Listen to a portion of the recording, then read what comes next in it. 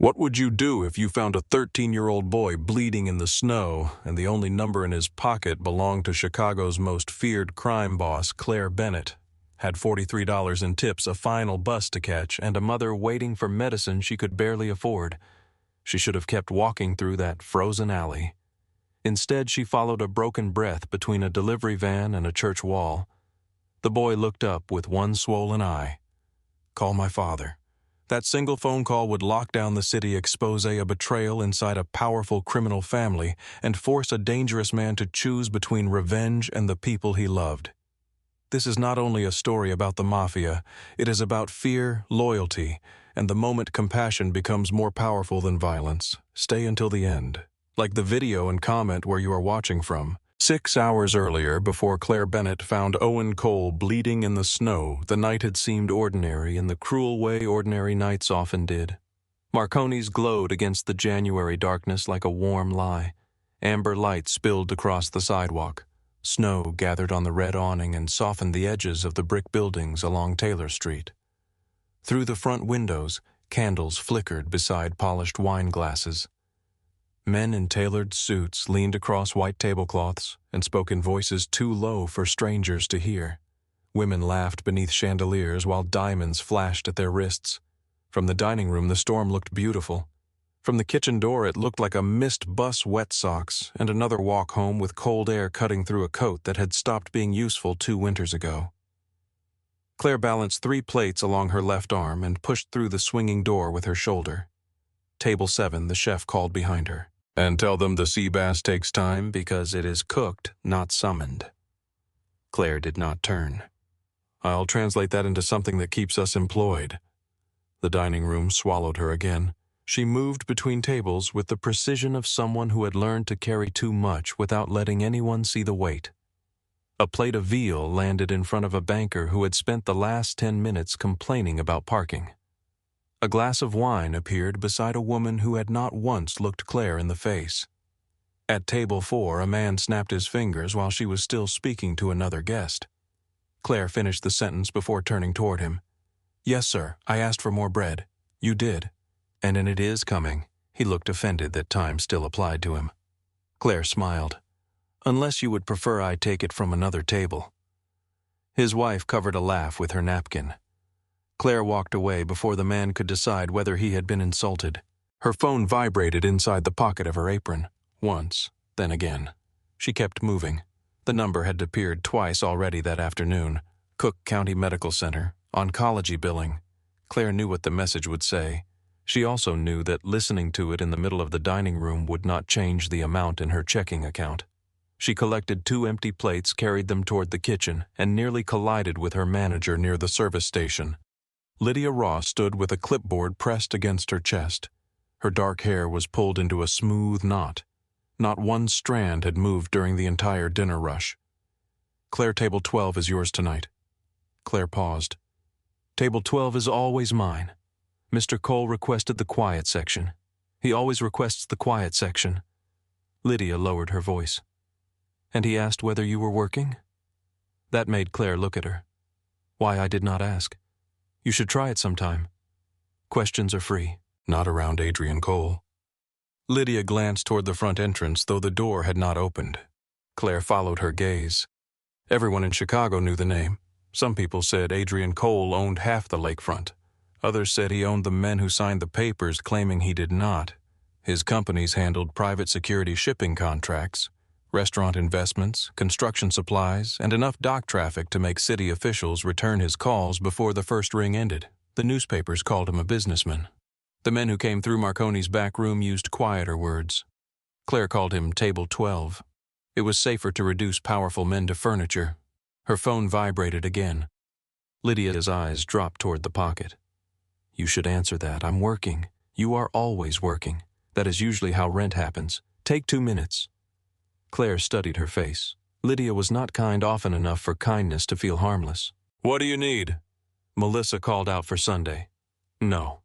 I did not ask yet. You were about to. I need you from noon until close. My mother has treatment Sunday. Can the hospital move it? Claire stared at her. Around them, silverware clinked. A server laughed near the bar. Someone opened a bottle of champagne and received applause for spending more on one drink than Claire had earned all week.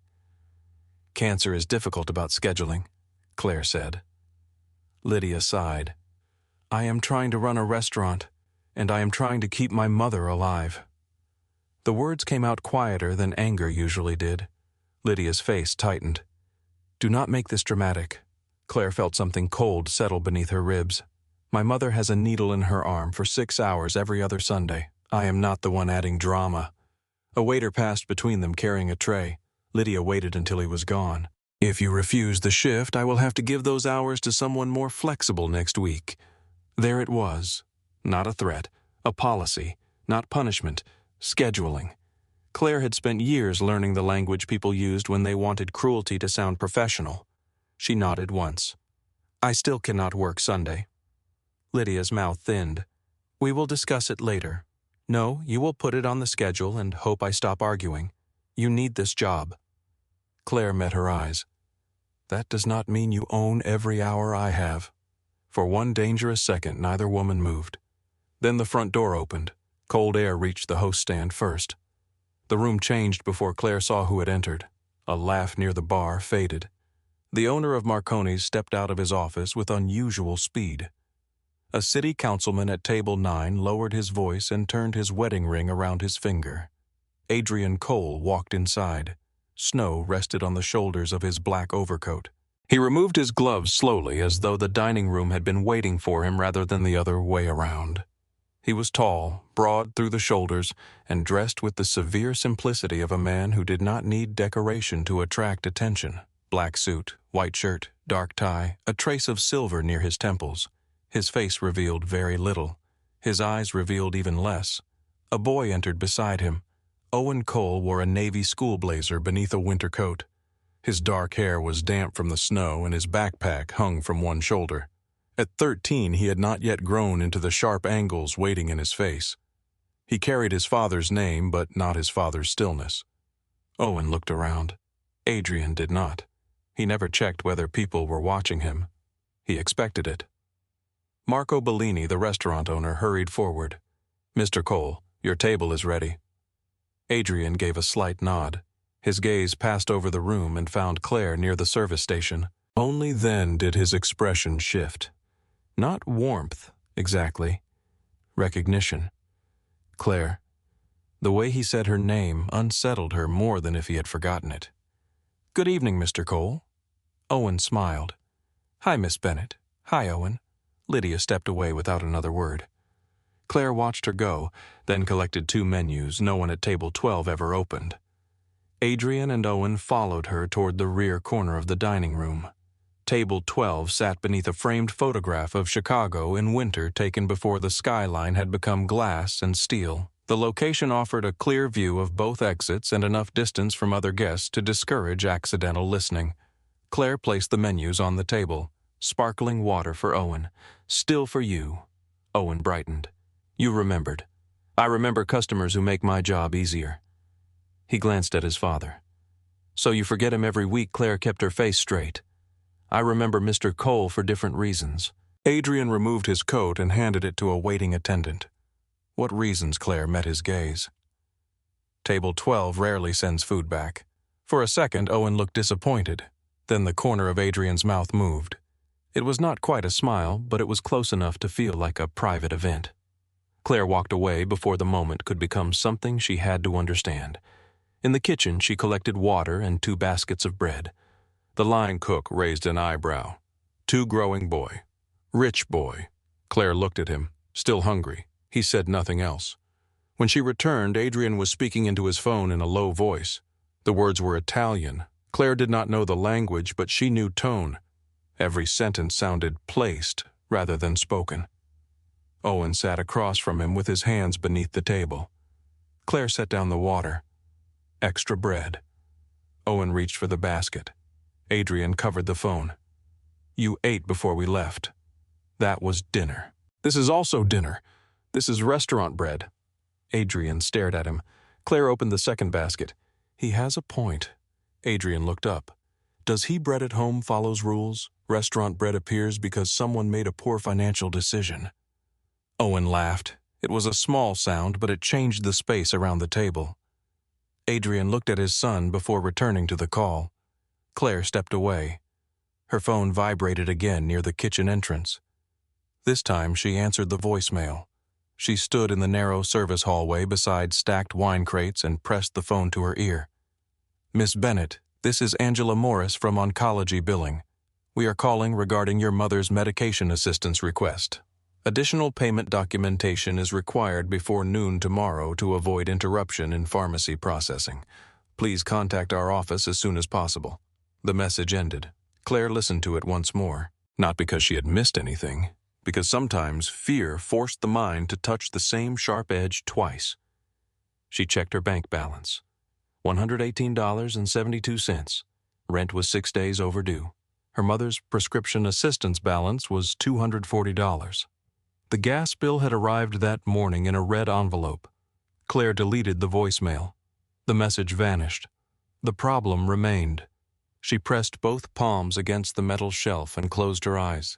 For 2 years, she had studied nursing at Malcolm X College. She had known the names of bones, arteries, medications, and the precise sound a frightened person made when pretending not to be afraid. Then Margaret got sick. Tuition became impossible. Clinical hours became impossible. Sleep became something Claire remembered other people doing. She told herself she would return the following semester, then the next. The uniforms remained folded in a box beneath her bed. The kitchen door swung open. Claire Lydia called, "Table 9 needs wine." Claire opened her eyes. "Coming." Her voice sounded steady. It always did. At table 12, Adrian ordered grilled branzino. Owen ordered pasta and asked for no parsley because parsley, according to him, existed only to make food look guilty. Claire wrote it down. Any dessert? Owen glanced toward the glass case near the bar. Adrian noticed. "He has not eaten dinner. I am gathering information. You gather it every week. Good servers prepare." Owen looked at Claire. "Do you ever win arguments with him, no?" Adrian lifted his water. "She continues trying." Claire tucked the order pad into her apron. "That is how people eventually lose." Adrian's eyes followed her for a second longer than necessary. She felt it as she walked away. At 8:50, Julian Cross entered Marconi's. Claire saw him first in the mirrored wall behind the bar. Julian was younger than Adrian by several years, with light brown hair, a tailored charcoal coat, and the polished ease of a man who practiced appearing harmless. He smiled at the hostess, shook hands with Marco, touched the bartender's shoulder as though every room contained friends waiting to recognize him. He intercepted Claire near the wine station. "You look tired. What a charming opening. I meant hard-working. You should have started there." Julian leaned against the bar. "You work too hard, and yet people continue arriving hungry." His eyes moved slowly over her face. "Careful. That mouth could get you noticed." Claire gave him the same smile she used for customers who confused discomfort with invitation. "I will accept the risk." Julian laughed. Then he looked toward table 12. The expression changed so quickly that someone less practiced might have missed it. Pleasure became calculation. He crossed the dining room and stopped beside Adrian. Claire carried a bottle of wine to table 11. Julian leaned closer to Adrian. "Owen's route stays the same tonight." Adrian looked up. "Why, Mason asked me to confirm the rotation." Claire kept pouring. Across the room, Mason Reed stood near the front entrance. Mason was Adrian's head of security, a large man with close-cropped hair and the patient stillness of someone who had spent years expecting violence. He watched the room, the windows, the kitchen entrance, and every hand that disappeared beneath a coat. He did not look like a man waiting for Julian to confirm anything. Adrian glanced toward Mason. "The route is unchanged." Julian nodded. "I'll update the team." Claire finished pouring before the glass reached the proper level. Her wrist did not pause. Her face did not change. But she stored the exchange in the part of her mind where she kept unpaid checks, unwanted touches, and customers who smiled before lying. Julian turned toward Owen. "How is school kid?" Owen's shoulders tightened. "Fine. Still making your father proud." Adrian placed his fork down. "That is enough." Julian smiled. "I am being friendly." "No, you are being familiar." The smile remained, but the warmth beneath it disappeared. "Of course." Julian stepped back. As he passed Claire, he spoke softly. "Some families treat every conversation like a security breach." Claire looked at him. Maybe some conversations are. He studied her for a beat. Then he walked toward the private hallway where two men waited near Marco's office. At table 12, Owen pushed pasta around his plate. Adrian noticed. What nothing? Owen, the boy looked up. You do not have to correct every person who talks to me. He crossed a line. He asked about school. He wanted me to know he had access. Owen gave a short, bitter laugh. Everyone has access to me. Adrian became very still. Explain. Drivers know where I go. Guards know who I talk to. Cameras know when I leave my room. Teachers call you before they answer me. You are protected because you are my son. Owen's eyes dropped toward the table. I am watched because I am your son. Adrian's jaw tightened. The distinction will not matter if someone tries to hurt you. It matters to me. Owen pushed his plate away. I cannot go for pizza with my friends without 3 men sitting outside. I cannot walk home from school. I cannot even answer the door. You know why? Yes. Owen looked directly at him. Your name. The words landed quietly. Claire stood at table 11 with an empty bottle in her hand. She should not have heard. She moved away before either of them noticed. Adrian noticed. His gaze caught her reflection in the wine cabinet. Claire went into the kitchen and pretended to search for clean glasses. For the next 40 minutes, the restaurant continued around them. Orders arrived. Plates disappeared. The storm thickened beyond the windows. A couple at table 6 argued through dessert, both speaking softly enough to preserve the appearance of happiness. At 9:40, Adrian took another call. Owen looked toward the dessert case again. Claire did not ask. She cut a slice of dark chocolate cake, added a spoon, and carried it to table 12. Owen blinked. I did not order this. The kitchen made an extra. He looked at the cake, then at her. Did it? It did after I told the kitchen to make one. A smile appeared. Thank you. Eat before your father decides chocolate is a security concern. Owen laughed. Adrian stopped speaking mid-sentence. He looked at his son, then at Claire. She turned away before gratitude could become conversation. At 10:15, Adrian asked for the check. Claire placed the folder beside his hand. He opened it, added a card, then removed something else from inside his coat. A black card, heavy paper, silver numbers, no name. He placed it on top of the receipt. Claire looked down. That is not mine. It is now. I already have the restaurant number. It is not for reservations. Owen lowered his head. Dad, Adrian ignored him. If Owen ever needs help and I am not their call. Claire did not touch the card. Why would your son need help from me because you pay attention? That is my job. No, your job is to carry food. His gaze held hers. What you do is different. Claire felt heat rise along her neck, not flattery, unease. I am not joining your world. I know. Then why give me this? Adrian slid the card closer. Because people inside my world often see what benefits them. His eyes moved briefly toward Owen. You see what is wrong. Claire looked at the card again. One number, nothing else. It looked less like an invitation than a door with no handle on her side. Owen spoke quietly. She is nice, Dad. You are making this strange. For the first time that evening, Adrian's face softened completely. Only for a second. Then he stood. Keep the card, Claire. She picked it up because leaving it on the table felt more dangerous than accepting it. Adrian placed cash inside the folder. When Claire saw the amount, her throat tightened. $300. Enough to cover the pharmacy balance. Not enough to stop feeling afraid of the next bill. She looked toward the entrance. Adrian was helping Owen into his coat. Owen glanced back. Thanks for the cake. Anytime. He hesitated.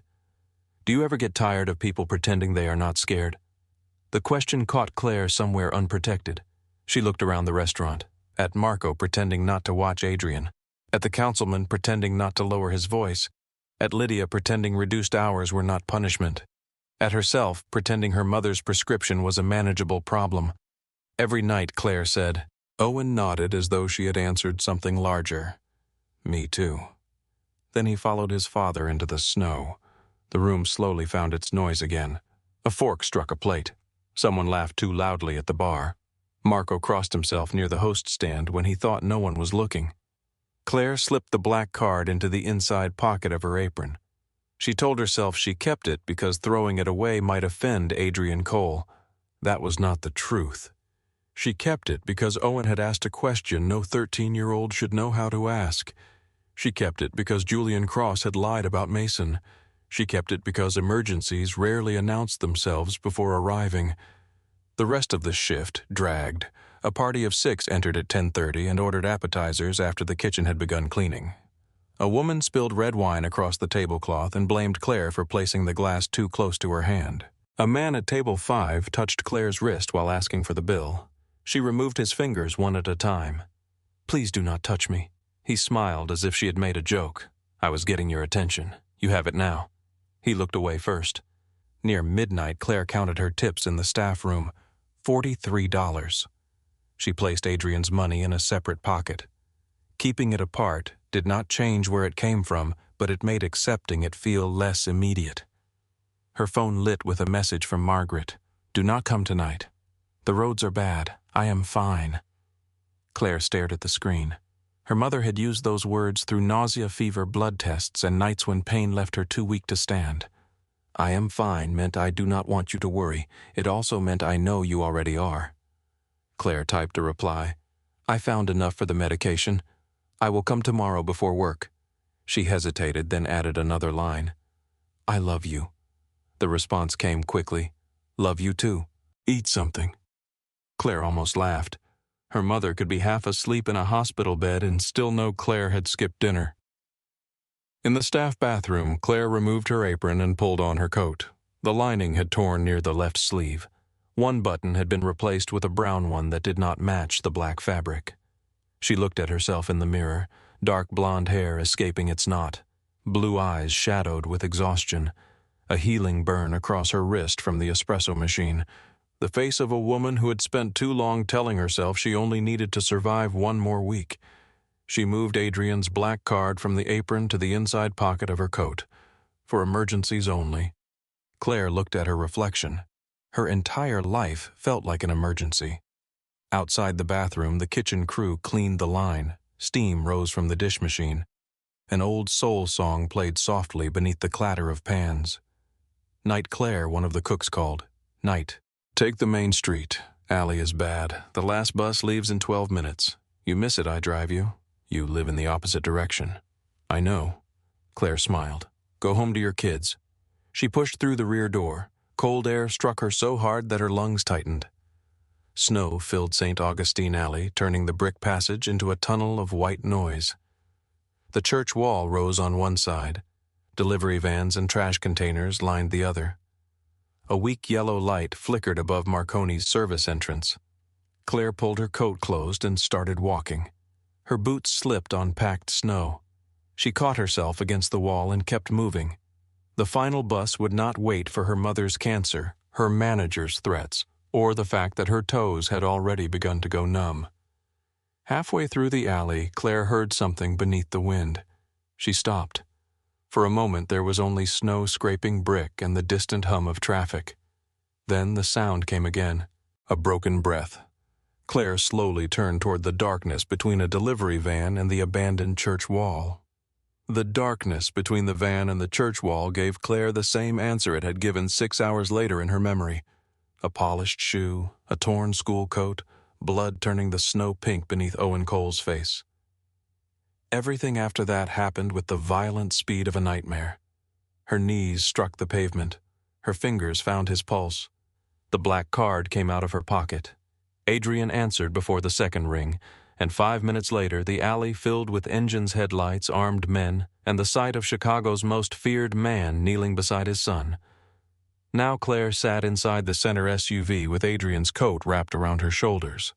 Owen lay secured on a stretcher behind them. A medic monitored his breathing while another pressed gauze against the cut above his eye. Each bump in the road pulled a small sound from him. Adrian heard every one. He sat beside Claire without touching her. His hands rested on his knees, steady enough to fool anyone who had not seen him in the alley. Only his left thumb betrayed him.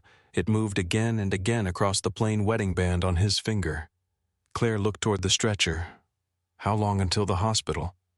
3 minutes, the medic said. Adrian kept his eyes on Owen. 2. The driver increased speed.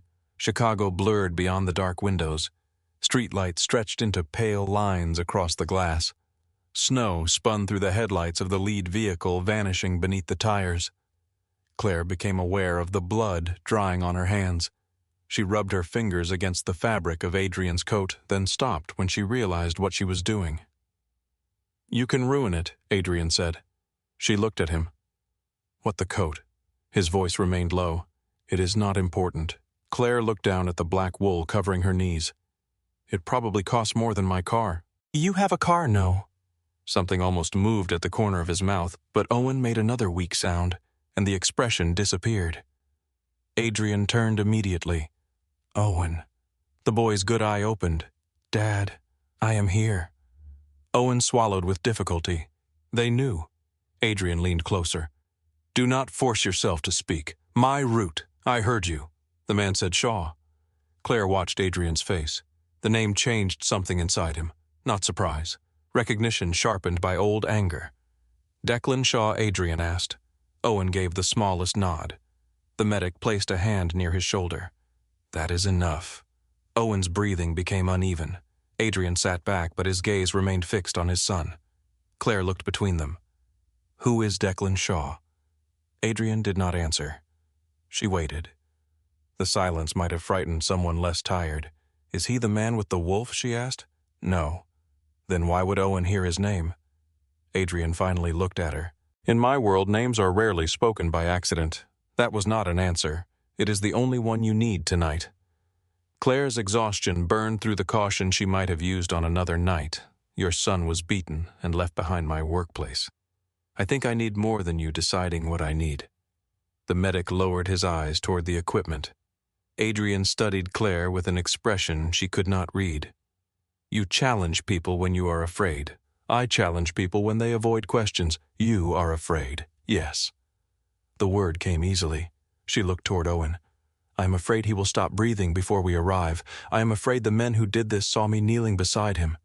I am afraid my mother's medication will not be ready tomorrow. Pick one." Adrian's gaze remained on her. Then he looked away first. "Declan Shaw controls the Southside routes," he said. "He and I have had an agreement for 6 years. A peaceful agreement, as peaceful as men like us are capable of maintaining." And someone said his name while hurting Owen. "Yes, that seems convenient." Adrian turned back toward her. Claire folded her blood-stained hands in her lap. "I wait tables. People say the thing they want you to believe before they give you a reason to question it. What do you believe that Owen was meant to remember the name?" The SUV turned sharply. Ahead, a security gate opened beside a modern building of stone and glass. No sign marked the entrance. 2 physicians and several nurses waited beneath a covered drive. Lakefront Medical Pavilion did not look like a hospital. It looked like a hotel where illness had been taught not to disturb wealthy people. The rear doors opened before the vehicle stopped. The medical team moved Owen onto a hospital stretcher. Adrian stepped out beside him, one hand gripping the metal rail. Claire followed. The heat inside the building struck her so suddenly that her legs weakened. She caught the edge of the door. A nurse reached for her elbow. "Are you injured?" "No." The nurse looked at the blood on Claire's sleeves. "It is his. This way." Owen disappeared through a set of double doors. Adrian followed until a gray-haired doctor blocked his path. "Mr. Cole, we need room to work." Adrian did not stop. The doctor held his position, but tension showed in the set of his shoulders. Claire stepped beside Adrian. "Let them take him." His head turned slowly. Every man in the corridor watched her. Claire pulled his coat tighter around herself. "If they are worried about you standing over them, they are not thinking only about Owen." The doctor said nothing. Adrian's eyes moved to the closed trauma room. For a moment, Claire thought he might ignore her. Then he stepped back. The doctor vanished through the doors. The corridor became quiet, not peaceful. Waiting had its own violence. Mason Reed arrived less than a minute later. Snow still covered the shoulders of his coat.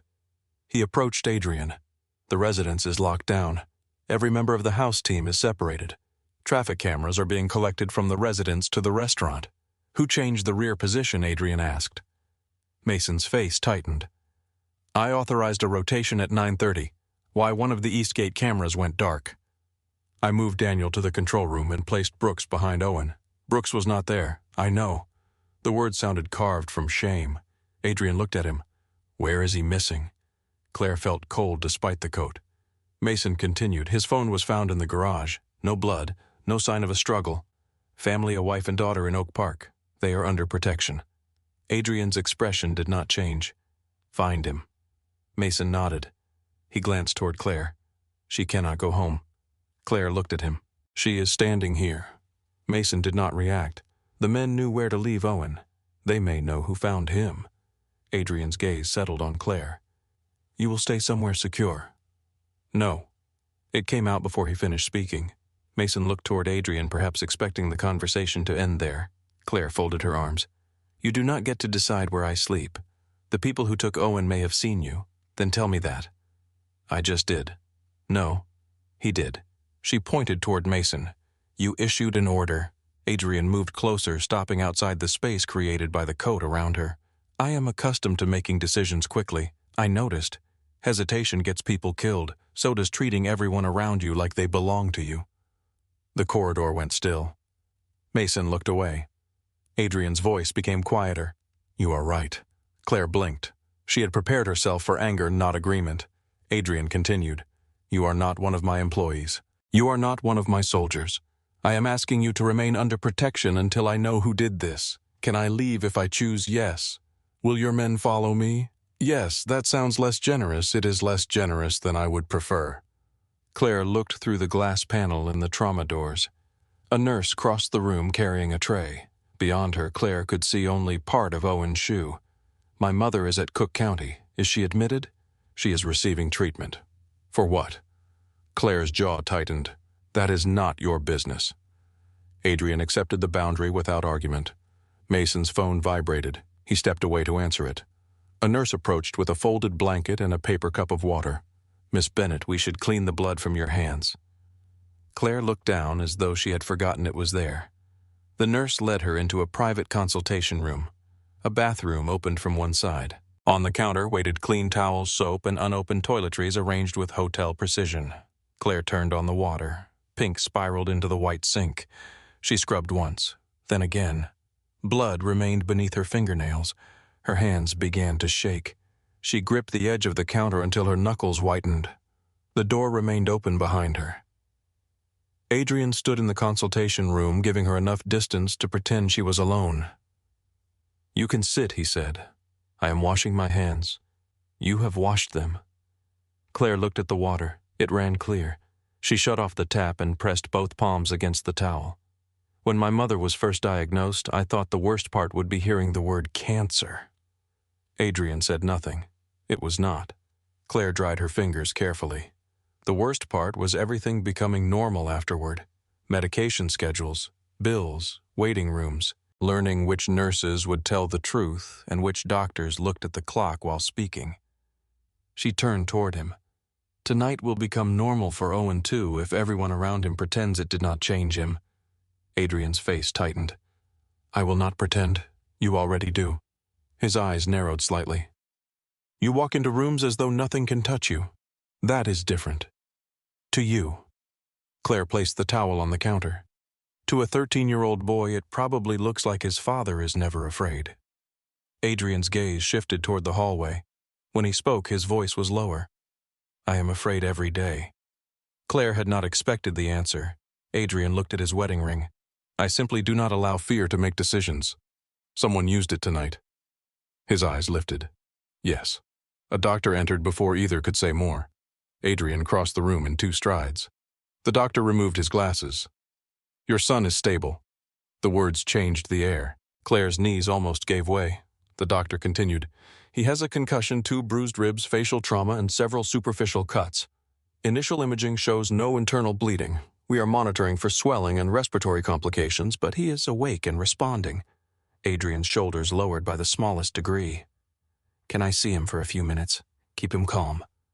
The doctor looked toward Claire. He asked for her too. Claire stared. For me, he was very clear. Adrian's expression softened. You stayed. Owen's room was dim except for the green glow of the monitors. Clean bandages made his injuries appear more precise. The blood was gone, leaving every bruise visible beneath the hospital lights. He looked smaller in the bed than he had in the alley. Adrian took the chair beside him. Claire stood on the other side. Owen opened one eye. "There she is." Claire forced a smile. "You sound surprised. You are still wearing my dad's coat." "I tried returning it. He is difficult." Owen's mouth moved carefully. "I know." Adrian reached for his hand. "Tell me only what you remember." Fear returned to Owen's face. "They grabbed me before I reached the door." Outside the house, Owen nodded. "I thought Mason was behind me. I heard the gate close. Then someone covered my mouth. Adrian's grip tightened around the bed rail." "3 men." "Yes. Did you recognize a voice?" "No." Owen swallowed. "One kept saying Shaw wanted you to understand. What exactly did he say that Mr. Shaw was tired of waiting?" Adrian glanced toward Claire. Owen continued. "Another man told him to stop saying the name. Did you see anything else the wolf? Where inside his right wrist?" Adrian became still. Owen looked at him. "Only your men have it." "Yes." The boy's breathing quickened.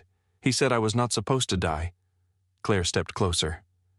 "Who said that? The man holding me?" Owen closed his eye. "He told the others not to hit my head again." In the car, they checked if I was breathing. Adrian looked toward the monitor. Claire felt the pieces begin to move. The attackers had beaten Owen. They had also kept him alive. They had spoken Declan Shaw's name. They had shown a private symbol belonging to Adrian's organization.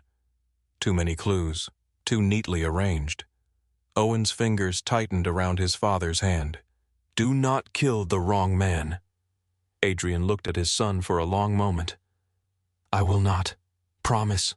I promise." A nurse entered and asked them to let Owen rest. Adrian leaned down and pressed his lips against his son's forehead. Claire looked away. In the corridor, Mason waited with a tablet. "We have footage." Adrian took it. The first video showed the stone entrance of the Cole residence. Owen emerged beneath the security lights with his backpack over one shoulder. A dark sedan waited across the street. 3 masked men moved when he reached the final steps. Owen fought. He drove an elbow backward, kicked one man in the shin, tried to twist free. It lasted 6 seconds. Claire watched Adrian's face instead of the screen. He did not blink. The second video came from a delivery camera behind Marconi's. The sedan entered St. Augustine Alley 17 minutes later. 2 men carried Owen toward the wall. They did not throw him down. They lowered him.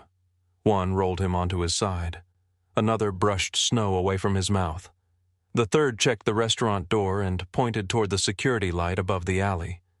Claire moved closer to the screen. "Play it again." Mason looked at Adrian. Adrian nodded. The footage restarted. Claire watched the hands, not the faces. The man with the iron wolf placed 2 fingers against Owen's neck. He checked his pulse. Mason frowned. "They assaulted him." "I know." Claire pointed toward the screen, but they wanted him found alive. Adrian watched the video again. "They left him behind my restaurant." "No." Claire looked at him. "They left him behind my exit." The words settled between them. Mason checked the restaurant schedule on his tablet. "Claire closed tonight. She has closed every Thursday for 7 months." Adrian's eyes hardened. They knew her route. Claire felt the room tilt. "They knew I would use the alley." Mason nodded slowly. "They may have known you had Adrian's number." Claire remembered Julian watching the table, the black card sliding toward her, Julian lingering near the bar. "Someone saw him give it to me." Adrian looked toward Mason, who had access to Owen's route security leadership house command transport and logistics. Julian, Claire said. Neither man answered immediately. She continued. "He asked about the route at dinner. He said Mason wanted confirmation." Mason's face changed. "I did not ask him." Adrian looked at Claire. "You heard the conversation. I was pouring wine, and you remembered. I remember men who lie while smiling." Mason began searching the access records. Adrian replayed the alley footage one more time. Claire watched the attacker position Owen on his side. "If Declan Shaw ordered this, why use your private mark to make me feel exposed? Then why say Shaw's name?" Adrian remained silent. Claire stepped closer to the frozen image. "They gave Owen the answer before you asked the question." Adrian's eyes moved from the tattoo to the man's gloved hand. "Someone wants me to attack Shaw." "Yes." Why, Claire looked at the routes displayed on Mason's tablet. Warehouses, vehicles, emergency teams, shipping access. Who controls everything you need once a war begins? Mason stopped typing. Adrian did not move. Outside the hospital windows, snow continued to fall over Chicago. Inside Owen's room, a monitor kept time with his heartbeat. Adrian looked at the name glowing on the access record. Julian Cross. The name remained on the tablet screen while snow pressed against the hospital windows. Adrian did not speak.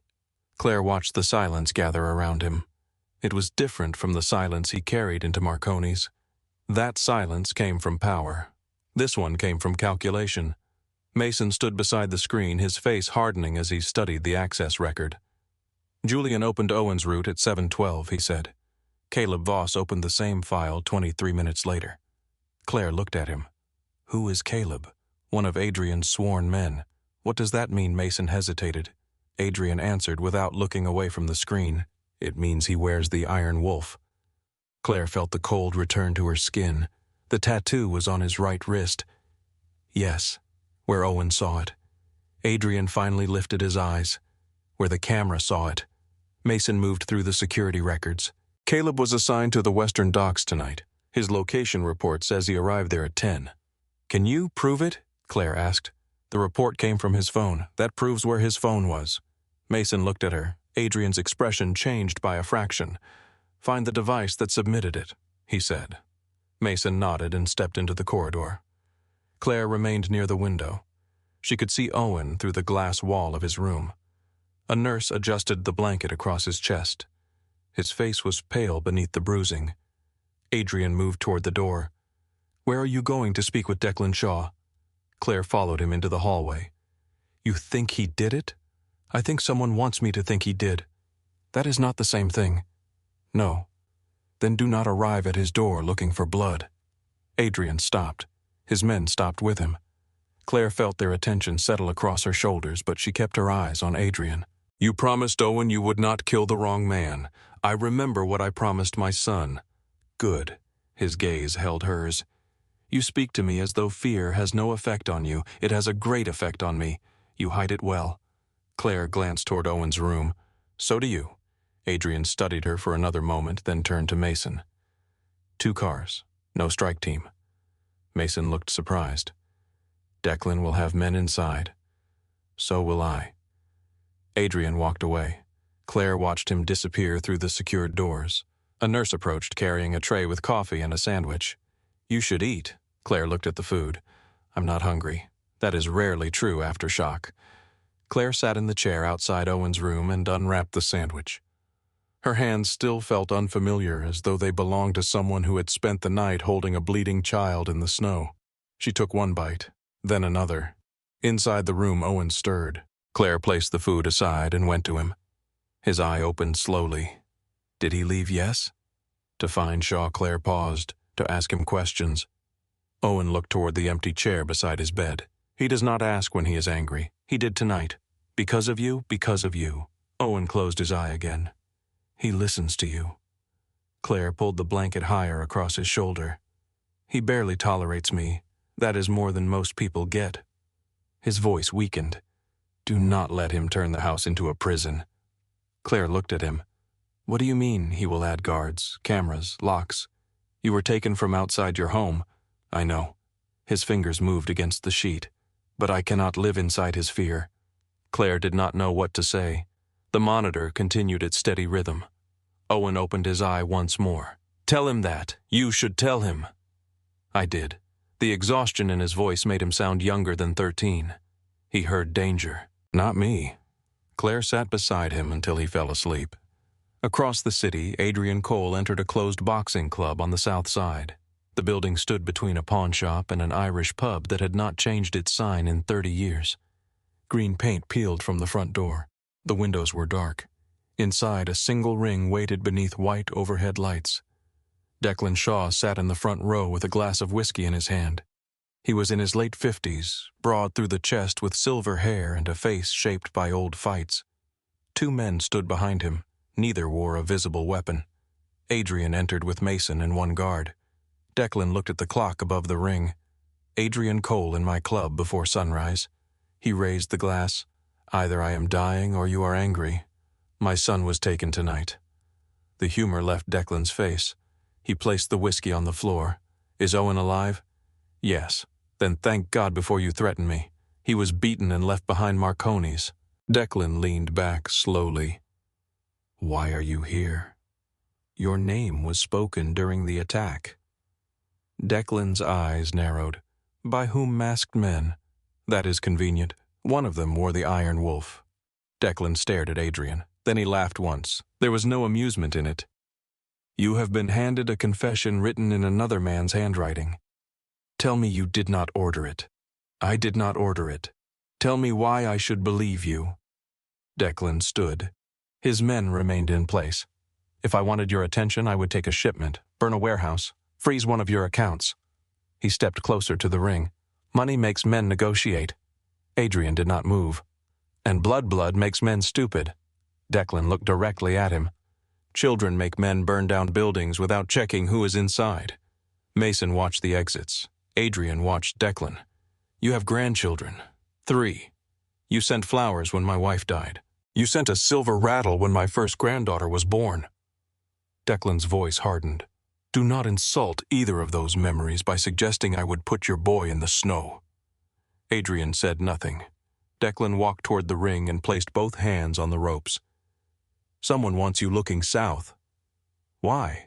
Because you are dangerous when you move quickly. Who benefits? Declan turned. Not me. I did not ask who does not. A faint smile touched Declan's face. There you are. Adrian waited. Declan returned to his chair but did not sit. Peace keeps men like us wealthy. War changes who matters. Explain. During peace, authority sits at the top. During war, authority moves. Declan counted on his fingers. Trucks, weapons, safe houses, cash, routes. Men who know which warehouse can disappear by morning. Mason's jaw tightened. Declan looked between them. You want a name? Yes. I do not have one. Then give me a direction. Look at the man who becomes impossible to replace once your city catches fire. Adrian's expression became still. Declan picked up his whiskey. You already know who that is. By the time Adrian returned to the North Pier Exchange, the sky above Lake Michigan had begun to pale.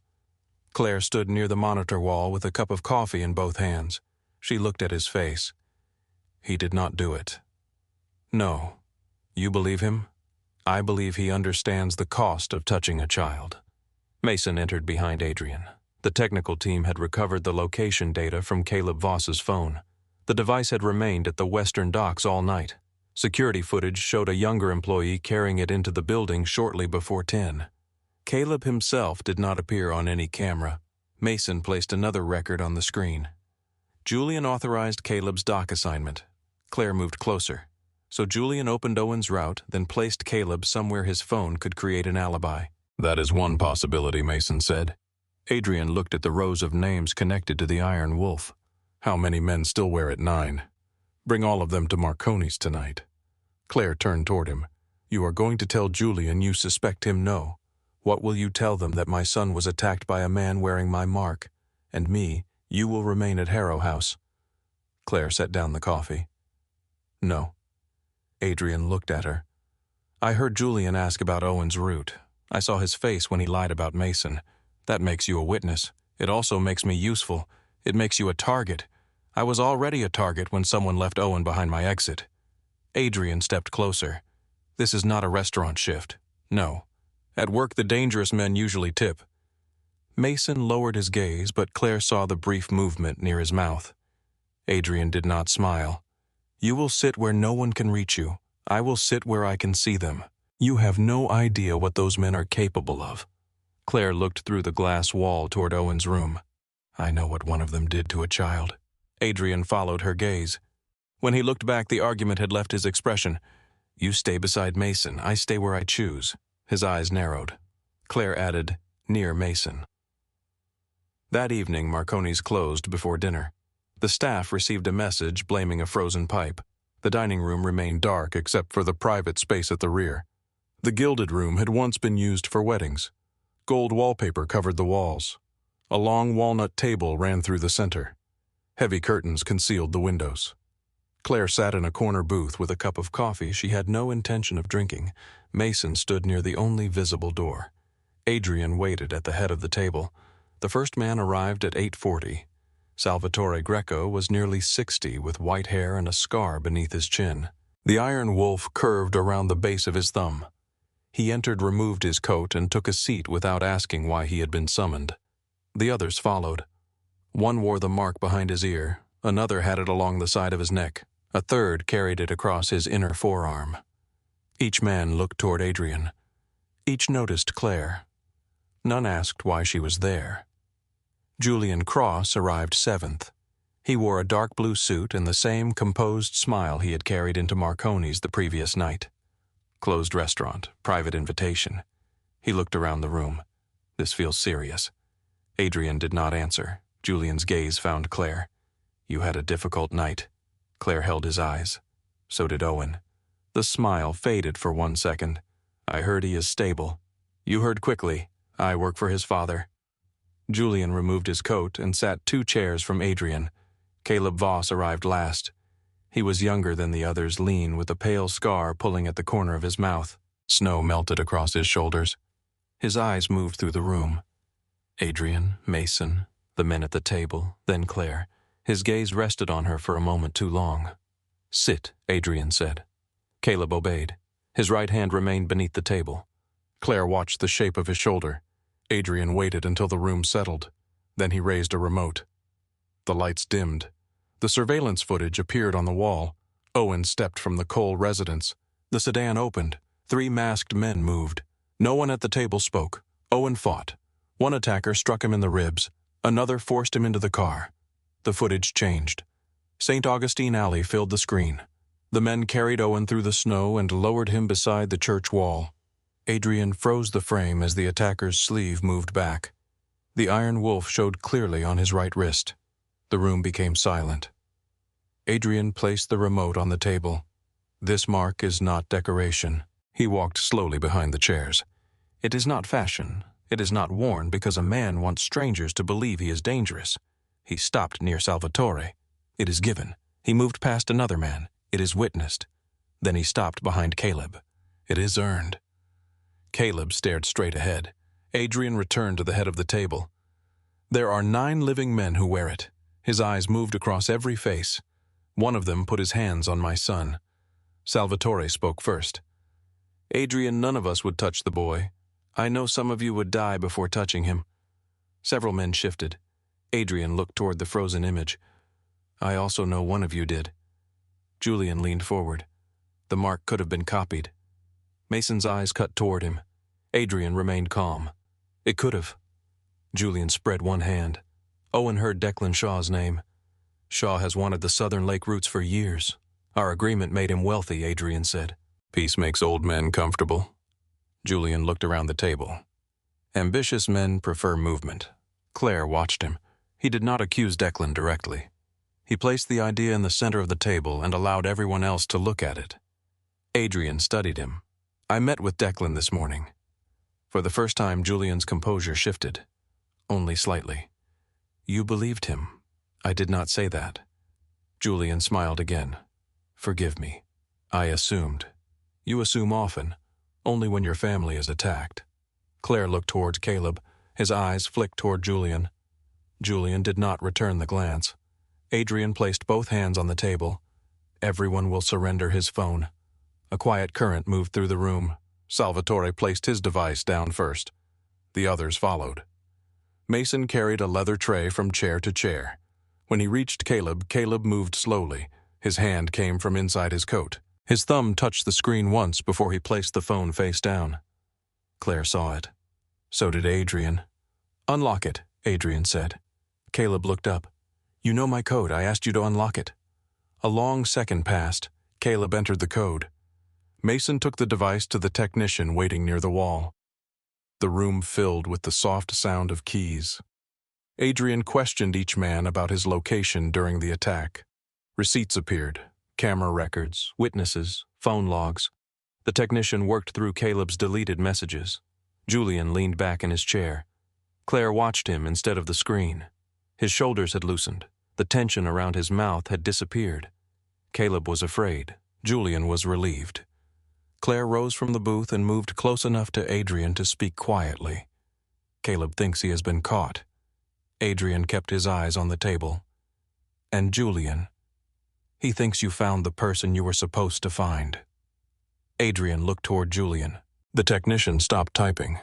I recovered an unsent message. He turned the screen. The words appeared on the wall. He still has not moved on Shaw. M says be ready. Caleb's breathing changed. Julian did not move. Adrian looked at Caleb. Who is M? No one. Then you were preparing for no one. It was another operation. Which one? Caleb looked toward Mason. Mason placed a file on the table. Your brother's debt disappeared 3 weeks ago. Caleb's face drained of color. Mason continued. The payment passed through Lake Meridian Transport, Julian's logistics company. Julian leaned forward. Be careful, Caleb. The words sounded concerned. Claire heard the threat inside them. Caleb heard it too. Adrian rested one hand on the back of the empty chair beside him. Look at me, Caleb did. Did Julian order you to take my son? Caleb swallowed. No. Julian's posture relaxed by a fraction. Claire saw it. Adrian saw her see it. He asked again, Did Julian tell you Owen would survive? Caleb's eyes filled with panic. Julian spoke sharply. Do not answer a question designed to trap you. Adrian turned toward him. I did not ask you. Caleb looked at the frozen image of Owen in the snow. His shoulders collapsed. He said the boy would live. No one in the room breathed. Julian's face became empty. Caleb continued. He said we needed you angry. He said you would hit Shaw before sunrise. Adrian's voice remained low. Why? Caleb closed his eyes. Because once the war started, every truck, every weapon, every safe house, every dollar would move through logistics. Claire looked at Julian. His smile was gone. Caleb opened his eyes. He said peace made him replaceable. Adrian stepped around the table, and Caleb's voice broke. War would make him necessary. Julian slowly stood. You believe this? Adrian stopped several feet away. I believe the route records. I believe the payments. I believe the camera. Julian removed his jacket and placed it over the chair. You always said family was the weakness a leader could not afford. Adrian's gaze hardened. Julian looked toward Claire. I simply proved you still had one. A sharp alarm rang through the restaurant. The lights went out. Glass shattered near the kitchen. Gunfire struck the wall outside the gilded room. Mason pulled Claire behind the booth as the door burst inward. The first bullet struck the gold wallpaper above Adrian's head. Plaster exploded across the table. Men overturned chairs and reached inside their coats. The private room filled with gunfire, breaking glass, and the sharp scent of burned powder. Claire hit the floor hard enough to lose her breath. Mason covered her with one arm and fired twice through the doorway with the other. A man in the service corridor fell backward. Stay down, Mason said. Claire pressed herself against the base of the booth. Across the room, Adrian had dragged Caleb behind the walnut table. Blood spread across Caleb's shirt near his shoulder. One of the older men crouched beside them, returning fire toward the kitchen entrance. Julian was gone. Claire searched through the confusion. His chair lay overturned. His jacket remained draped across the back. The place where he had been standing was empty. He left, Claire said. Mason fired again. I know. Through the kitchen. That is the only exit. Claire looked toward the service corridor. Gunfire came from that direction. Julian had prepared men to block it. Anyone trying to follow him would have to move directly into their line of fire. She pictured Marconi's as she knew it during a closing shift. The kitchen, the dry storage room, the stairs leading to the basement, the old wine cellar beneath the west wall. A memory surfaced. Earlier that evening, before the meeting began, Claire had gone downstairs for coffee filters. Fresh salt had been scattered across the cellar steps. No employee salted an indoor staircase. She grabbed Mason's sleeve. He is not using the kitchen exit. Mason looked down at her. There is no other exit. There's an old tunnel beneath the cellar. Adrian heard her. What tunnel? The building was used for liquor storage before Prohibition ended. Marco said deliveries came through the church basement. Mason shook his head. The city sealed that passage decades ago. Claire looked toward the shattered doorway. Someone salted the stairs tonight. Adrian's eyes hardened. Mason understood first. He reopened it. Another burst of gunfire struck the table. Adrian looked toward two of his men. "Take the basement." They moved toward the side door. Claire pushed herself up. Mason caught her arm. "You stay here. There are two ways into the cellar." His grip tightened. "Claire, the main stairs are near the kitchen. The second door is behind dry storage." Adrian crossed the room in a low crouch. "Show Mason. I know where it is. You are not going." Claire looked at Caleb. He was pale, one hand pressed against his bleeding shoulder. If Julian prepared the tunnel, he prepared the kitchen stairs too. Adrian's voice lowered. "This is not an argument. No, it is a floor plan." A heavy impact shook the corridor. Someone screamed. Claire pulled her arm free from Mason. The dry storage door opens behind the old freezer. Nobody uses it because the lock sticks. Adrian looked toward the gunfire, then back at her. "You stay behind Mason." Claire nodded. It was not agreement. It was the fastest answer available. Mason led her through a narrow door near the bar. Adrian followed with two armed men. The service passage was dark except for red emergency lights pulsing near the ceiling. Smoke drifted through the corridor. Somewhere in the kitchen, metal pans crashed to the floor. Claire moved quickly. The soles of her shoes slipped across broken glass. Mason stayed half a step ahead, his weapon raised. They reached the dry storage room. Claire pushed past stacked flour bags and pointed toward an industrial freezer against the far wall. "There." One of Adrian's men pulled the freezer forward. Behind it stood a narrow wooden door painted the same color as the brick. Mason tried the handle. It did not move. Claire reached around him. "You have to lift before turning." The lock released. Cold air rose from the darkness beyond. Stone steps descended beneath the restaurant. Fresh salt glittered across them. Adrian looked at Claire. "You were right." She met his eyes. "Remember that later." He turned to Mason. "Take her upstairs." Claire stepped back. "No." Adrian's face became still. "The tunnel may be trapped. Then you need someone who knows the basement. I need you alive." The words came too quickly to be in order. Claire felt them land somewhere beneath her ribs. Adrian heard what he had revealed. His expression closed again. Mason spoke quietly. "Two men can clear it. We keep her behind us." Adrian looked toward the stairs. Gunfire continued above. Every second gave Julian more distance. "Behind Mason," he said. Claire nodded once. They descended. The air beneath Marconi's smelled of damp stone rust and old wine. Pipes ran along the ceiling. Water dripped somewhere in the dark. At the bottom of the stairs, the passage divided. One direction led toward the main cellar. The other narrowed beneath the church wall. A bare bulb swung overhead. Fresh footprints marked the dust. Mason crouched and touched one.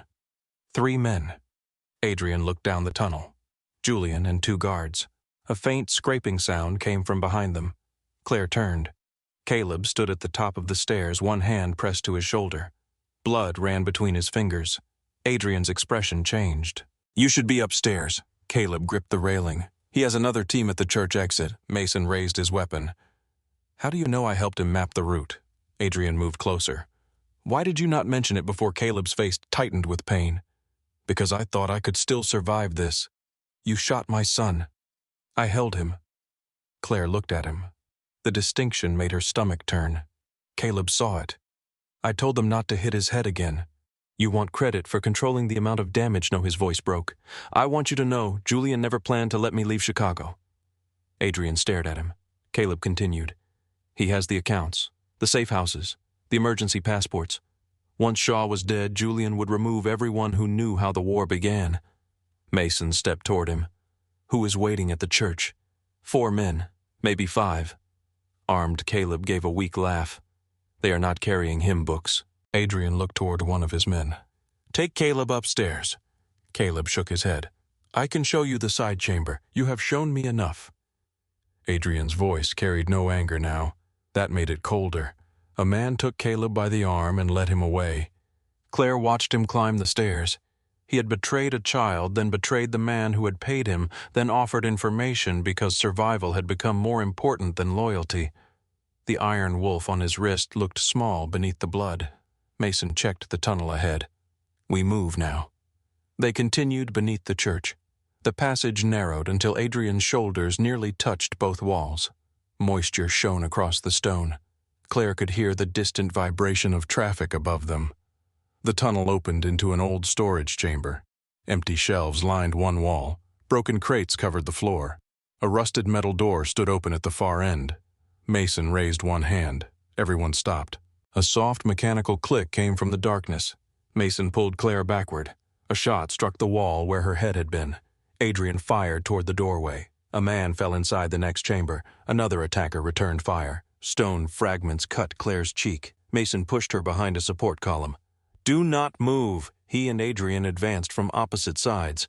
The second attacker fired blindly. Adrian waited until the weapon emptied, then crossed the doorway and drove the man against the wall. The gun fell. Mason kicked it away. Adrian gripped the attacker by the collar. "Where is Julian?" The man spat blood onto the floor. Adrian slammed him against the stone, where the man looked toward the rusted door. A faint smile appeared. Too late. Adrian released him into Mason's control and moved through the doorway. Claire followed before anyone could stop her. The chamber beyond had once connected the restaurant cellar to the church crypt. Wooden panels covered part of the walls. Several had been removed, revealing fresh wiring and portable lights. A black case sat open on the floor. Inside were documents, cash, ammunition, and passports. Julian had not improvised his escape. He had built it slowly beneath Adrian's own restaurant. Claire crouched near the case. One passport bore Julian's photograph beneath another name. Another belonged to a woman, a third to a boy of about 8. His family, she asked. Mason glanced at the documents. Julian has no wife. Then whose are they? Adrian looked toward the passage ahead. Leverage. Claire examined the photographs. The woman's face was familiar. She had seen her inside Marconi's twice, always sitting alone near the window while Julian conducted meetings in the back. Her name is Rebecca Hale, Claire said. Mason looked at her. You know her? She came to the restaurant. Adrian picked up the boy's passport. Julian's sister. Mason's expression hardened. He moved her out of Illinois last month, or told us he did. Claire stared at the child's photograph. Julian had built an escape plan large enough for more than himself. He did not expect to leave alone, she said. Adrian looked at the ammunition. He expected men to follow him. A sound echoed ahead. A door closing. They moved through the next passage. The tunnel rose beneath the abandoned church. Cracked marble replaced brick. Dust covered the floor except where fresh footprints led toward a narrow staircase. The church above had been empty for years. Its windows were boarded. The city had condemned the building after part of the roof collapsed. Claire climbed behind Mason. Cold air moved down the steps. At the top, Mason opened the door a fraction. A shot tore through the wood. He pulled back, too near the altar. Adrian checked the magazine in his weapon. Any other exit, Claire pictured the church from the alley. Sacristy door on the east side. It opens near the delivery van. Adrian looked at Mason, circled around. Mason hesitated. I am not leaving her. Adrian's eyes moved to Claire. I have her. The words created a silence neither of them addressed. Mason took one man back through the tunnel. Adrian waited beside the door. Claire stood against the stone wall, trying to quiet her breathing. Above them, footsteps crossed the church floor. A man shouted. He is coming through the east side, another voice answered. Julian. Then stop him. Claire recognized the controlled tone immediately. It was the same voice that had asked about Owen's route while she poured wine. Adrian heard it too. His face emptied of everything but focus. Gunfire erupted outside the church. Adrian pushed through the door. Claire remained behind him for 3 seconds. Then a hand closed around her mouth. Someone pulled her backward into the darkness. She drove her elbow behind her. The man grunted but did not release her. A pistol pressed beneath her jaw. Do that again, Julian whispered, and Adrian loses another person in the snow. Claire became still. Julian dragged her through a side passage she had not seen. A hidden wooden panel closed behind them. The space beyond was narrow and climbed toward the rear of the church. Julian's breathing was fast. His right hand held the weapon. His left arm tightened across Claire's chest. You planned the tunnel, she said. Quiet. You planned the attack on the restaurant, I said quiet. You planned everything except Caleb confessing. Julian pressed the pistol harder against her skin. Caleb was always weak. You chose him because he was weak. Julian forced her up another set of steps. You think serving plates taught you how men like me think no? Claire controlled her breathing. It taught me how men behave when they are afraid someone has noticed them. Julian pushed open a door. They emerged behind the old church altar. Moonlight entered through gaps in the boarded windows. Snow drifted through a hole in the roof. Two of Julian's men lay injured near the center aisle. One was not moving. Mason's gunfire came from outside. Adrian stood near the front pews with his weapon raised. When he saw Claire, he stopped. Julian pulled her against him. The pistol remained beneath her jaw. "Drop it," Julian said. Adrian's face showed nothing. Claire could see his left hand. Steady. His right hand held the gun. Steady. Only his eyes betrayed him. They moved once toward the weapon against her throat, then returned to Julian's face. "Let her go." Julian laughed softly. "That sentence sounds strange from you. Let her go. You spent 20 years teaching men that attachment creates weakness." Julian moved Claire backward toward the sacristy door. "And now a waitress can make you lower a weapon." Adrian did not move. "She has nothing to do with this." "She has everything to do with this." Julian's grip tightened. "She stopped you from attacking Shaw. She watched Caleb. She turned my own room against me." Claire felt his heart pounding against her back. For all his control, Julian was terrified.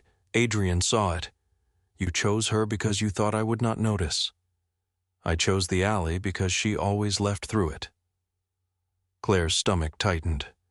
The truth confirmed what she had already understood. "You followed my schedule." Julian spoke near her ear. "I read every schedule in that restaurant. You knew Adrian gave me the card. I saw him place it on the table." Adrian's jaw hardened. Julian continued. "Owen was supposed to be found by the one person Adrian had already decided to trust outside his organization." Claire looked toward Adrian. His expression did not change, but pain moved through his eyes. Julian smiled. "It was elegant. You left a child to freeze. He was monitored. You gambled with his life." "No, I calculated it." Claire heard the pride in his answer. That was the part Julian could not hide. He needed his plan to be admired. She looked down. His right hand trembled slightly against the pistol. His left knee bent differently from the other. Blood darkened the fabric near his thigh. Adrian's bullet in the tunnel had struck closer than Julian wanted them to know. Claire forced herself to speak evenly. "You did not want Adrian's organization." Julian's body tightened. "You know nothing about what I wanted. You wanted movement." She felt his grip shift. "When the city was peaceful, no one looked at you. Trucks arrived, money moved, doors opened. Adrian received the respect." Julian pulled her another step backward. "Stop talking. You wanted a war because chaos would finally make everyone say your name." The pistol trembled again. Adrian's eyes dropped toward Julian's injured leg. Claire saw him see it. Julian's voice sharpened. "I built everything he controls. You scheduled it. I made it possible." And he still stood at the head of the table. Julian pressed his mouth close to her ear. "He inherited fear. I created power." Claire looked at Adrian. He understood what she was doing, keeping Julian angry, making him shift his attention, forcing him to talk. Claire continued. "You did not want to replace Adrian." Julian's breathing became rough. "You wanted him to admit he needed you. Everyone needs me, not anymore." The words landed. Julian's hand tightened. Adrian slowly lowered his weapon. Julian laughed. "There. Even now I control the room." Adrian placed the gun on the floor. Claire stared at him. Julian's voice softened. The old Adrian would have fired through one civilian to protect an empire. Adrian straightened. The old Adrian believed there would always be time to regret the people he sacrificed. For the first time, Julian looked uncertain. Adrian continued. "You mistook grief for weakness. I watched you hesitate. You watched me learn." Julian pulled Claire toward the sacristy door. "Move back." Adrian did not move. Julian lifted the pistol slightly. Claire felt the pressure leave her jaw for half a second. She drove her heel backward into his injured knee. Julian cried out. His arm loosened. Claire twisted away. The gun discharged into the ceiling. Adrian crossed the distance before the sound faded. He pulled Claire behind him and struck Julian's wrist against the edge of a pew. The pistol fell. Julian reached for it with his left hand. Mason entered through the side door and kicked the weapon across the floor. Adrian drove Julian against the altar. The force cracked the old wood. Julian struggled once. Adrian struck him in the ribs and forced him to his knees. Mason moved toward them. Adrian raised one hand. "Stay back." Julian looked up. Blood ran from his mouth. "You should kill me." Adrian gripped his collar. "You would like that. It is what your men expect." Adrian's hand moved toward Julian's throat. Claire saw the change in him. The father who had knelt in the snow disappeared beneath years of violence. Julian saw it too. A faint smile returned. "There he is." Adrian tightened his grip. Julian's face reddened. Claire stepped closer. "Adrian." He did not look at her. "Adrian." His hand remained at Julian's throat. She stopped beside him. "Owen asked you not to let anger choose." Julian tried to laugh but could not breathe. Claire touched Adrian's wrist. Not enough to pull him away. Enough to remind him someone was there. Adrian looked at her. His eyes were darker than she had ever seen them. "He hurt my son. I know. He left him in the snow. I know. He put a gun against you." Claire held his gaze. "And he wants the final decision to belong to his plan." Adrian looked down at Julian. The smile was gone now. Fear had replaced it. Adrian released him. Julian collapsed against the altar, gasping. Mason stepped forward and restrained his hands. Adrian stood over him.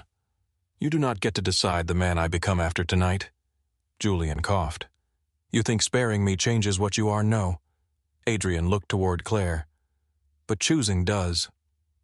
They returned to Marconi's before dawn. The gunfire had stopped. Adrian's men controlled the building. The wounded had been moved into separate rooms, while a private medical team treated them. Caleb remained alive. He sat beneath a white light in the gilded room with his shoulder bandaged and 2 guards beside him. Julian was placed at the opposite end of the long table. His wrists were secured to the chair. Claire stood near the window wearing a coat Mason had found in the restaurant office. Adrian's technical team filled the wall screens with records, bank transfers, false invoices, warehouse contracts, emergency accounts, messages between Julian and Caleb, maps showing Declan Shaw's businesses, a plan to move weapons into Shaw's territory and make it appear that Declan was preparing an attack. Julian watched the evidence appear. His face became calm again, not because he believed he could escape, because the plan was finally visible. Adrian stood at the head of the table. "You intended me to kill Declan. I intended you to respond as you always have. And after he was dead, his people would strike back. The docks would close," Mason said. Julian looked toward him. "Shipping would be redirected." "Through your companies," Claire said. Julian's gaze moved to her. "Through the only companies equipped to operate during a conflict." Adrian placed one document on the table. "You purchased warehouse space under 6 false names. Preparation is not a crime in our profession. You paid Caleb's brother's debt. He needed motivation." Caleb looked down. Adrian continued. "You disabled the camera at my east gate. 8. I authorized maintenance. You removed Brooks from Owen's rear position." Julian's expression shifted. Mason noticed. "Where is Brooks?" Julian remained silent. Adrian leaned forward, where Julian looked at Caleb. Caleb's face paled. "He is dead," Caleb said. Mason turned toward him. "You saw the body." Caleb's voice weakened. Julian said Brooks had been handled. Julian gave a small shrug. He chose loyalty too late. Mason stepped forward. Adrian stopped him with a glance. Claire felt the room tighten. Julian looked toward Adrian. "You built an organization that rewards obedience. Do not pretend surprise when men obey the wrong person." Adrian's voice remained quiet. "You mistook obedience for loyalty. They are the same until someone loses." "No."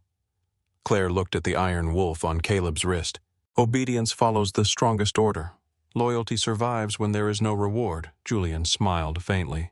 "This is why she cannot remain near you." Adrian looked at him. "Why she makes you sound human." The insult failed to land the way Julian intended. Adrian turned toward the screens. "Send every file to Declan Shaw." Mason looked at him. "All of it. All of it." Julian's composure finally broke. "You cannot trust him with those accounts. I trust his interest in surviving. Once he sees the roots, he will use them. He will see the roots you created to frame him." Adrian picked up his phone, and he will know exactly which trucks to stop. Julian pulled against the restraints. You will expose your own network. I will destroy the part you poisoned. For the first time, Julian looked afraid of something larger than death. Irrelevance. Adrian called Declan. The Irishman answered after 2 rings. You found your quartermaster. I found the man who wanted both of us dead. Adrian placed the call on speaker. Julian stared at the phone. Declan's voice filled the room. Is Cross listening? Yes, good. A pause followed. Then Declan spoke directly to Julian. You should have remembered that peace makes old men patient. Julian said nothing. Adrian sent the files. Within minutes, Declan's men moved on 3 trucks near the southern routes. Mason's teams seized 2 warehouses by the river. The technical unit froze accounts before Julian's remaining allies could transfer the money. The weapons intended to ignite the war never reached Shaw's territory. Chicago remained quiet. Outside, Marconi's snowplows moved along Taylor Street. People began opening coffee shops and salting their steps. No one knew how close the city had come to burning. Caleb gave the names of the other 2 men involved in Owen's abduction. Both were found before sunrise. Adrian stood near him after the confession. Caleb looked at the iron wolf on his wrist. What happens to the mark? Adrian followed his gaze. It ends. Several men in the room looked up. Adrian addressed them all. No symbol will decide loyalty again. He looked toward Caleb. No mark replaces judgment. No oath removes responsibility. Caleb lowered his head. Julian laughed quietly. You remove the wolf and the men lose the reason to fear betraying you. Adrian turned toward him. They betrayed me while wearing it. The answer silenced the room. Mason approached Adrian. The hospital called. Owen is awake. Adrian's entire focus shifted. Claire saw it happen.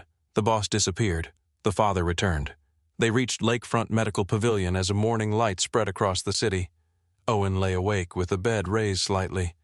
The swelling around his eye had darkened, but his breathing was stronger. Adrian entered first. Claire remained near the door. Owen studied his father's face. Did you start a war? No. Did Shaw do it? No. Owen closed his eye. Relief moved through him. Did you want to kill him? Adrian sat beside the bed. Yes. Claire watched Owen's fingers tighten around the blanket. Adrian continued. I wanted to kill several people. Did you know? Owen opened his eye. Why? Adrian looked toward Claire, then back at his son. Because wanting something is not the same as choosing it. Owen was quiet. Adrian placed his hand on the bed between them, palm open. He did not reach for his son. He waited. After several seconds, Owen placed his hand in his father's. Adrian closed his fingers carefully around it. Claire turned toward the window. Snow covered the rooftops beyond the hospital glass. For the first time since she had entered the alley, the stillness lasted until Owen came home. 10 days after the attack, a black SUV carried him through the gates of the Cole residence. Adrian sat beside him. Claire followed in another car with Mason.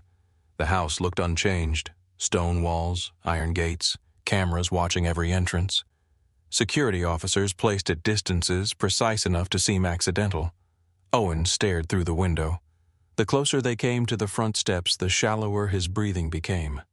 Adrian noticed. Stop the car. The driver obeyed. They were still 20 feet from the entrance. Owen gripped the edge of the seat. I can walk. You do not have to. I said I can. Adrian opened his door but did not reach for him. Owen stepped out slowly. The cold struck his face. His bruises had faded from black to yellow, but the movement pulled pain through his ribs. Claire remained near the second vehicle. Owen looked at the steps where the men had taken him. For several seconds, no one spoke. Then a guard moved behind him. Owen spun so quickly that his injured side folded. Claire crossed the driveway before anyone else reacted. Owen. He pressed one hand against his ribs. The guard immediately stepped back. Adrian's face hardened. No one stands behind him. The security team adjusted their positions. Owen looked toward his father. That is not enough. Adrian became still. Owen pointed toward the house. There are more cameras. I increased coverage. There are guards at every window. For now. You said I could come home. You are home. Owen's voice broke. This is not home. It is a cage with better furniture. The men around them lowered their eyes. Adrian seemed to search for an answer strong enough to protect his son. Claire saw the moment he nearly chose an order. Then he stopped. What do you need? Owen looked surprised. Adrian repeated the question. What do you need from me?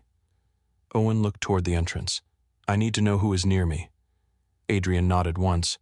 I need to approve anyone assigned to my security. Yes, I need the cameras out of my bedroom. Adrian hesitated. Owen noticed. You asked. I did. I am answering. Adrian looked at Mason. Remove them. Mason nodded. Owen continued. And I want someone who knows how to help with what happens when I close my eyes. Adrian's expression changed. Claire felt something tighten in her chest. Owen looked at the ground. I see the car. I hear the door. Sometimes I wake up and cannot move. Adrian took one step closer. He stopped before touching him. We will find someone. Not one of your doctors who tells you what you want to hear. No, a real therapist. Yes. Owen lifted his eyes. And you have to come sometimes. Adrian did not answer immediately. Claire watched him struggle with the request, not because he would refuse his son, because the thought of speaking openly frightened him more than armed men did. I will come, he said. Owen studied his face. Even if you hate it, especially then. Owen took another breath. Then he walked toward the house. Adrian remained beside him, close enough to catch him, but far enough to let him choose each step. During the first week, Owen slept with the lights on. He woke from nightmares and reached for the phone before he was fully conscious. Sometimes he called Claire. Sometimes he called his father. The first time he called Claire after midnight, she answered from the secure apartment overlooking Lake Michigan. Owen. For several seconds, there was only breathing. She sat up. Are you hurt? No. Do you need Adrian? No. Do you want me to talk? Another pause? Maybe. Claire leaned against the headboard. She told him about a customer who had sent back a bowl of soup because it was too warm. She described Patricia Sloan, the manager at Lake House Dining, who could identify an overcooked steak from across the room and considered smiling an inefficient use of facial muscles. Owen listened. His breathing slowed. You make terrible stories, he whispered. You called after midnight. Quality costs extra. A small laugh came through the phone. By the time the line became silent, he had fallen asleep. Claire did not hang up for another 10 minutes. The next morning, Adrian called. He contacted you. It was not a question. He was scared. He should have called me. Claire stood at the apartment window looking over the gray water. He did not need his father. The silence on the line sharpened. He needed someone. I am someone. Yes. Claire kept her voice gentle. But last night you were also part of what frightened him. Adrian said nothing. She continued. He is afraid of being taken again. He is also afraid your fear will close every door around him. I cannot leave him unprotected. I did not ask you to. What are you asking that you stop treating protection like the opposite of trust? Adrian exhaled slowly. You make simple words sound expensive. They usually are. That afternoon, he sat beside Owen during the first therapy session. He remained silent for 20 minutes. When the therapist asked what he feared most, Adrian answered with the truth. Arriving too late. Owen looked at him. Adrian kept his gaze on the floor. I was not there when your mother needed me. I was not behind you when those men took you. Every lock I add is an attempt to make sure I never feel that again. The therapist waited. Owen asked quietly, Does it work? Adrian looked at his son. No. That answer did more than another guard ever could. Claire returned to Cook County Medical Center 2 days later. Margaret Bennett sat beside a window in the oncology wing with a blanket over her legs and a paperback open in her lap. Her hair had thinned. Her skin looked pale beneath the fluorescent lights, but her eyes remained sharp. She looked at the coat Claire wore. That is not yours. No. It looks expensive. It belongs to a difficult man. Margaret closed the book. Is he married? Claire stared at her. You are receiving chemotherapy. I still have eyes. Claire pulled a chair beside the bed. There is something we need to discuss. Margaret studied her face. What did you do? Why do you assume I did something? Because you begin difficult conversations with your shoulders near your ears. Claire forced them down. She explained that Adrian knew a specialist at Lakeshore Cancer Institute. She explained that he wanted Margaret evaluated there. She also explained that she had not agreed. Margaret listened without interruption. When Claire finished, her mother looked toward the hallway. How dangerous is he, Claire considered, lying. Very. How kind that is harder. Those are usually the dangerous ones. Claire lowered her voice. He helped Owen. He listened when I told him not to attack the wrong man. Margaret's gaze sharpened. You told a crime boss not to attack someone. It was a long night, and he listened eventually. Margaret looked down at her hands. What does he want in return? He says nothing. Men with money always say nothing before they decide what something costs. I know. Do you believe him? Claire looked toward the window. Snowmelt slid down the glass. I believe he wants to help. That was not my question. Claire closed her eyes briefly. I believe he is trying to become the kind of man whose help is not a trap. Margaret considered that. Trying is not the same as succeeding. No, but it is not nothing. Adrian arrived 20 minutes later without guards inside the room. He wore a dark suit and carried no flowers. Margaret watched him approach. You are Adrian Cole. Yes, ma'am. You frightened my daughter. I believe I am one of several current concerns. Margaret's mouth moved slightly. At least you are honest. Adrian placed a folder on the table. Claire opened it. Inside was a written agreement prepared by an independent attorney. Margaret's evaluation and treatment would be provided without repayment. Claire owed no personal service relationship employment or access in exchange. Margaret could select her doctor's refuse treatment or withdraw at any time. Claire looked at Adrian. You did this overnight. You asked what it would cost. I did not ask for paperwork. You asked for control. Margaret reached for the folder. Let me see. She read more carefully than either of them expected. After several minutes, she looked at Adrian. My daughter is not part of the agreement. No, you cannot fire her from anything because she refuses you. No, you cannot send men to watch her without telling her. Adrian glanced at Claire. That term was added. Margaret nodded. Good. Claire stared at her mother. You are negotiating with him. I worked in a public school for 27 years. I negotiated with worse. Adrian almost smiled. Margaret signed only after choosing the specialist herself. The new treatment did not create a miracle. It created options. Her doctors adjusted the medication, changed the schedule, and treated complications that had been dismissed as unavoidable. The first scan showed no dramatic cure, only a small improvement, and fewer signs of progression. Claire cried in a hospital stairwell after hearing the results. Not because the danger was gone, because hope had become medically reasonable. Adrian found her there. He stopped several steps below. Good news, cautious news. He waited. Claire wiped her face. They said the treatment is working enough to continue. Adrian nodded. His eyes lowered for a moment. Elena never received that sentence. Claire looked at him. I am sorry, so am I.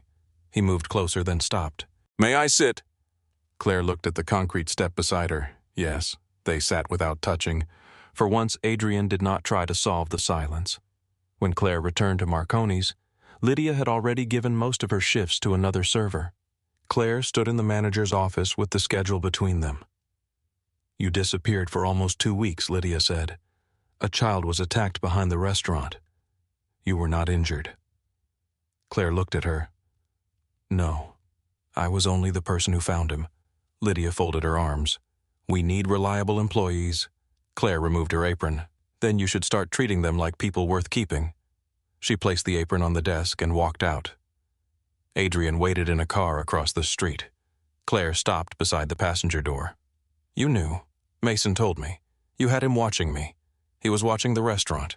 He reported my resignation in under 3 minutes. Adrian considered the distinction. That was efficient. It was invasive. Yes. Claire opened the door but did not enter.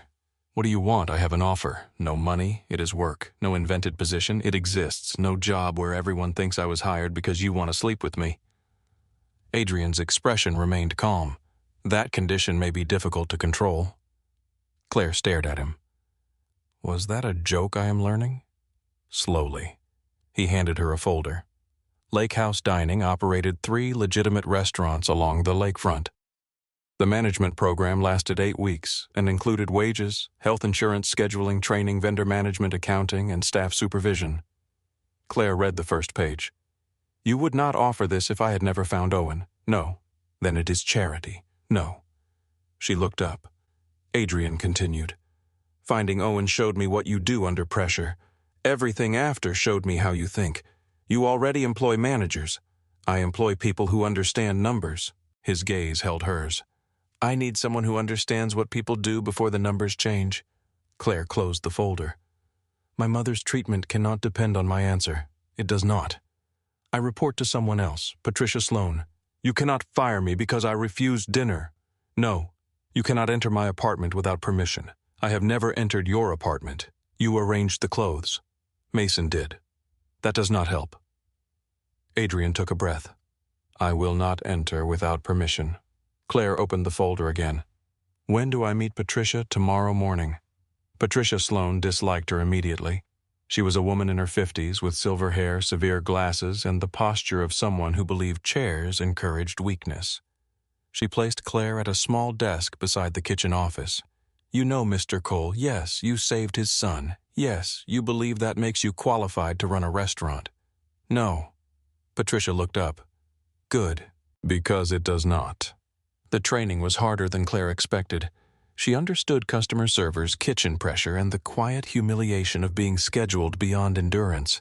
She did not understand inventory software, payroll law, vendor contracts, or why 3 cases of lemons could disappear without anyone admitting they had ordered them. She entered a delivery incorrectly and spent 4 hours correcting the books. She scheduled 2 bartenders for the wrong evening. She approved a seafood order without checking the market price and listened while Patricia explained the loss without raising her voice. Claire did not call Adrian. When a supplier billed Lake House for deliveries that never arrived, Claire examined 6 months of records. She compared invoices with security footage, storage logs, and employee signatures. The missing deliveries always appeared on Tuesday mornings. The receiving manager had Tuesdays off. Claire called the supplier into the office. He smiled at her. You are new, yes. You probably do not understand seasonal adjustments. Claire placed the records in front of him. I understand that you charged us for 11 deliveries that did not exist. His smile faded. That is a serious accusation. It is an organized spreadsheet. She secured repayment and found a new supplier before dinner service. Patricia reviewed the agreement. You were hired because Adrian Cole likes you. Claire waited. Patricia closed the folder. You are staying because you are useful. It was the closest thing to praise Claire had received from her. 3 months after the attack, Owen began working 4 hours every Saturday at Lake House. He polished silverware, badly folded napkins into shapes that resembled injured birds, and complained that restaurant trays had been designed by people who hated wrists. Claire gave him no special treatment. When a customer snapped his fingers at Owen, the boy turned slowly. I asked for water. I heard you. The man frowned. Then why did you not bring it? Because the woman at table 6 is having an allergic reaction. Owen pointed toward Claire, who was already assisting the guest. I thought breathing came first.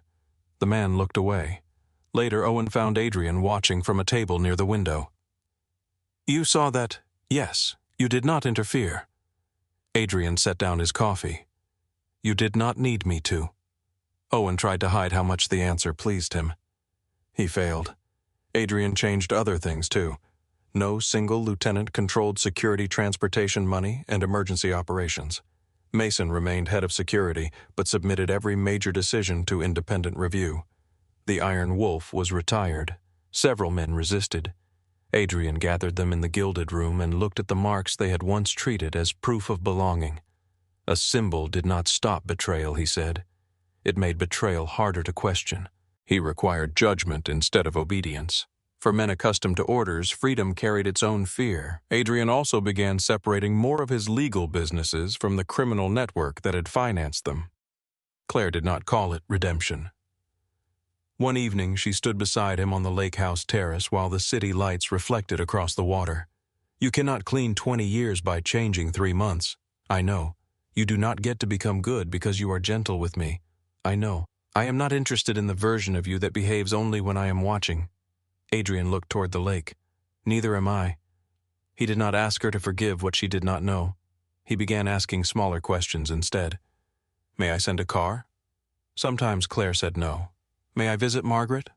Sometimes Margaret said no for her. May I take you to dinner somewhere you do not work? Claire looked at him. Somewhere without private rooms. Yes. No men at the next table pretending not to guard you. They may sit outside, no weapons visible. That is not always under my control. Then choose a diner. Their first dinner took place at a 24-hour restaurant near Lincoln Park. The coffee was terrible. The tables were chipped. A waitress called Adrian honey without recognizing him. Claire watched him study the laminated menu. "You know you can afford everything on it." "I am deciding." "You have negotiated dock contracts faster." "No one offers 6 kinds of pancakes during dock negotiations." He told her about Elena without turning the memory into a comparison. Claire told him she had requested information about returning to nursing school part-time. "You should. That sounded like an order." Adrian corrected himself. "I hope you do." Nothing was promised that night. When he walked her to the apartment, he stopped outside the door. He did not lean closer. He did not assume. "Good night, Claire." She watched him step back. "Adrian." He looked at her. She kissed his cheek. The expression on his face was so unguarded that she almost laughed. Then she entered the apartment before either of them could turn the moment into something larger. On the first Saturday in March, Owen asked Claire to meet him behind Marconi's. The snow had begun to melt. Water ran along the edges of St. Augustine Alley. New lights had been installed above the restaurant exit and along the church wall. Owen stood beneath one of them with his hands in his coat pockets. Adrian waited near the restaurant door. Claire approached. "What are we doing here?" Owen removed a small box from his pocket. Inside lay a silver compass on a narrow chain. Claire lifted it carefully. 3 letters had been engraved on the back. O.C.C. Owen Cole, and Claire Owen shook his head. Owen Cole. Choice. Claire looked at him. "My dad's men used the wolf to mean loyalty." He glanced toward Adrian. "I wanted something different. Why a compass?" "Because it does not lock you anywhere." Owen placed his hands back in his pockets. "It just helps you decide where to go." Claire's throat tightened. "You think I need directions? You still get lost in the new inventory system. That is unrelated." He smiled. Then his expression softened. "You stopped here." Claire looked toward the place beside the church wall. Owen continued. "You could have kept walking. I heard you. Other people hear things." He looked down. "You came closer." Claire closed her fingers around the compass. Owen stepped forward and hugged her. The movement still carried caution. His injured ribs had healed, but memory remained in the way he approached touch. Claire held him gently. When he released her, Adrian stood several feet away. Owen looked between them. "I am going inside before this becomes uncomfortable." "It became uncomfortable when you summoned me to an alley," Claire said. "You're welcome." He returned to the restaurant. Claire and Adrian remained beneath the new lights. The alley looked smaller than she remembered. Adrian stared toward the wall where Owen had been found. "I used to think this was where someone tried to destroy my family." Claire placed the compass around her neck. "And now it is where someone refused to walk away." Snow began to fall. Not the blinding snow from the night of the attack. Soft flakes drifted through the light and disappeared against the wet pavement. Adrian raised one hand toward hers. Then he stopped. Claire looked at the space between them. "You can ask." His eyes met hers. "May I?" Claire placed her hand in his. "Yes." His fingers closed around hers. No guards entered the alley, no engines approached, no wounded child waited in the dark. They walked toward the street together. Owen opened the restaurant door behind them. "You know I can see both of you." Claire laughed. Adrian closed his eyes briefly. "You were supposed to go inside. I did. Then I came back." Claire looked at Adrian. "He always does." Owen joined them beneath the streetlight. For a moment, the 3 of them stood together while snow settled across Chicago. Then they turned toward the warmth of the restaurant. This time, no one walked alone.